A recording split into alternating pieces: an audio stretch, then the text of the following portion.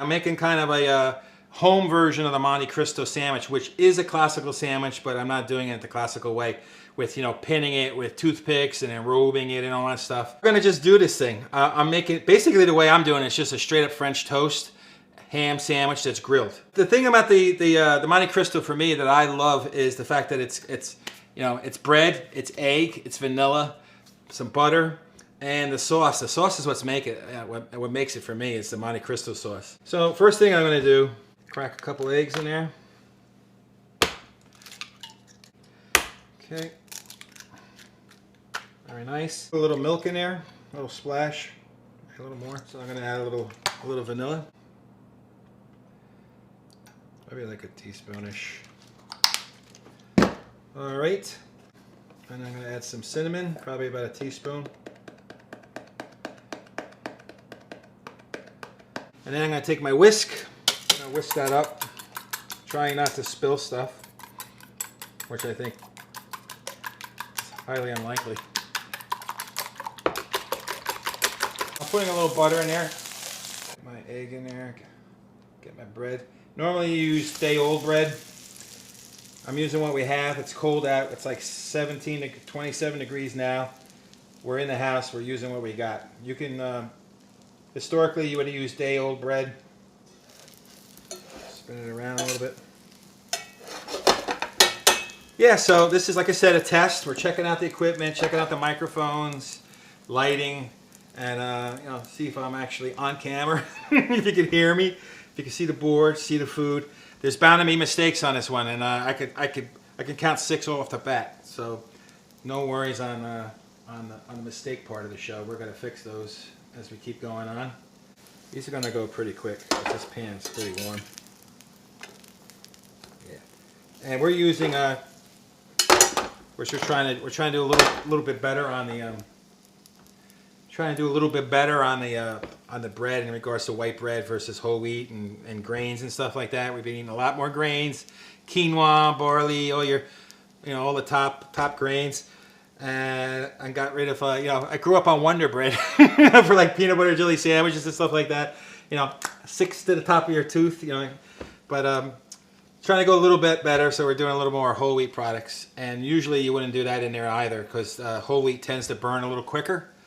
But if you watch it, you should be fine. Which I think we're about there, so now flip it. Flip that one over. I am going to take the ham.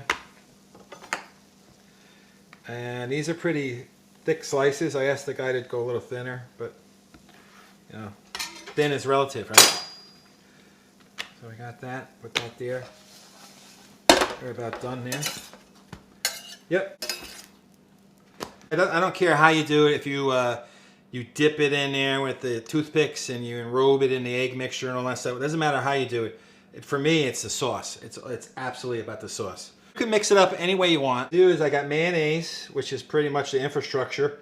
If you don't like mayonnaise, you can use whatever you want. You can probably even use yogurt, to be honest with you. It's going to have a little twang to it, but if you like, if mayonnaise repulses you, do what you got to do. And to that, I'm going to add mustard. It should be a balance. You shouldn't. Man, I'm getting all over me. Get a nice mix. And like I said, as far as the taste of this goes, you shouldn't go, oh my God, it's mustard. Oh my God, it's man. It shouldn't have like one ingredient just like blasting you in the face. You know what I mean? It should be a nice blend. You should be going, oh, that's good. I don't know what it is per se, but it's good. And you can change the quantities as you like. It should definitely have, you should put enough mustard in where it changes it from a mayonnaise taste, you know, to a nice balanced taste. And the same thing with the syrup. You should just put enough in that it kind of gives it a little sweet note, a little maple note to it, but not overtly sweet. Or, you know, like in your face, oh my God, maple, like, here comes Canada. You know, come on, we're gonna taste this real quick.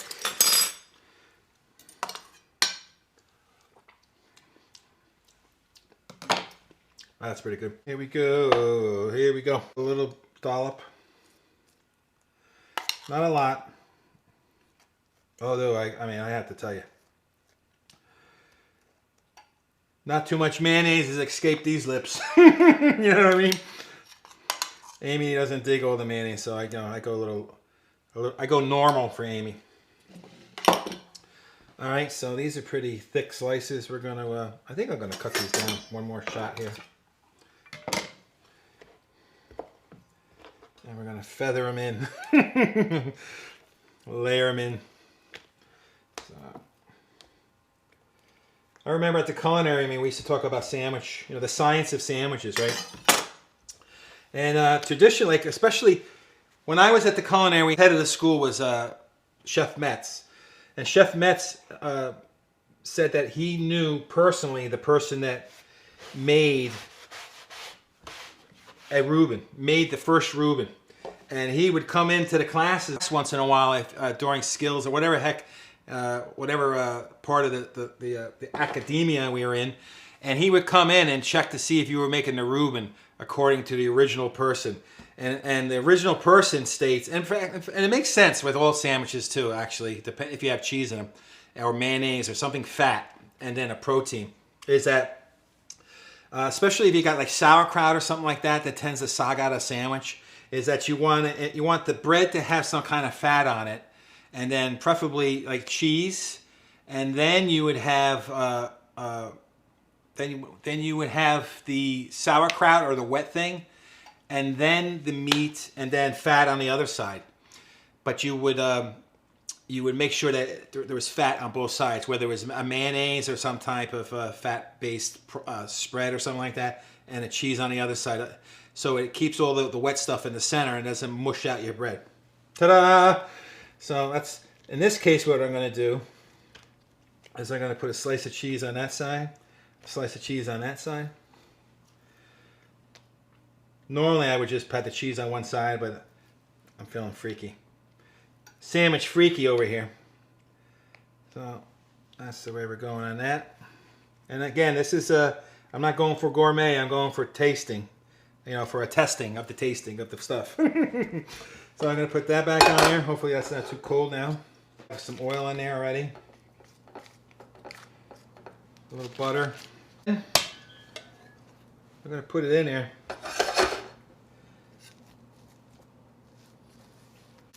Cook that for a couple seconds, and I think that's why that's going. I'm going to prep mine too. Get the bread up there. Me and Amy went to the Keys recently. We went to the Florida Keys, and that was absolutely amazing. I had such a blast. The people were so cool, chill. We stayed at this place called El Patio. Very nice with some friends. We all met vis-a-vis plane rides. We came from here, they came from there. And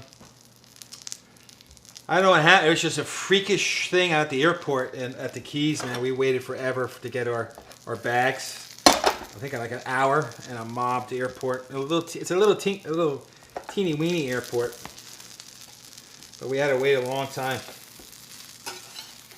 There's something else I got to tell you. So I'm going to turn this down a little bit.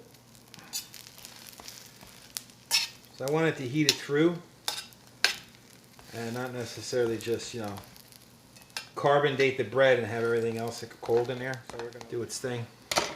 Yeah, so the airport was crowded, and I'm like, uh-oh, I hope this isn't a sign of things to come in the Keys.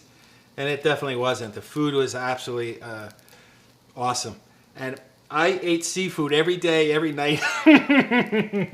Also went to this place and had grouper. That was like one of the highlights of the trip for me, is to have a grouper sandwich. Fresh bread, fresh fish. The place was funky as all hell. It looked like a treehouse gone wild. It's called B&O. If you ever get a chance, or if you have tried it, you know what I'm talking about. If you ever go there, try it out. It's like living inside like a Keebler Elf house. It's really amazing. The food was awesome. The people were cool.